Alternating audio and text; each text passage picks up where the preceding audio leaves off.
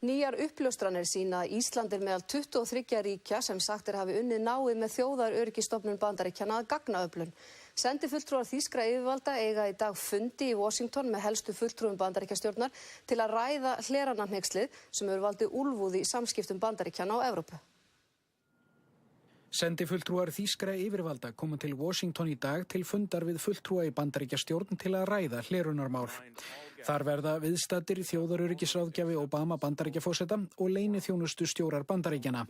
Þeir komu fyrir þingnefnd í gær og sögðu að það væri eitt brýnasta verkefni njósnastofnana vestanhafs að komast að fyrirætlunum leiðtoga erlendra ríkja og átta sig á því sem þar liggi að baki. Þá njósnuðu erlend ríki bandaríska leiðtoga.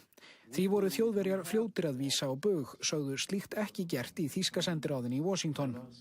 Fram kemur í spænska blaðinu El Mundo í dag að Spánn og raunar Ísland einnig eru meðal 23 ríkja sem vinni náið með þjóðaröryggisstofnun Bandaríkjanna NSA. Þessar uppljóstranir blaðsins byggja á leynigögnum uppljóstrarans Edward Snowden. Nánasta samstarfið sé við 4 enskumælandi ríki, Ástralíu, Bretland, Kanada og Nýja-Sjáland. Þá komi 19 önnur ríki, flest evrópsk, þar á meðal Ísland. Vinveitt ríki sem séu traustsins verð og viljug að afla gagna. Þar eru einnig Japan, Suður-Kórea og Tyrkland. Í þriðja hópnum eru ríki á borð við Frakkland, Indland, Ísrael og Pakistan. Þau hafa aðeins takmarkað samstarfið NSA.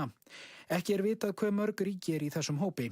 4. flokkurinn sagður til en ekki skilgreindur nánar af El Mundo. Þar segir aðeins að NSA vinni með þeim ríkjum í undantekningartilvikum. Maðurinn sem reyndi að smygla flösku af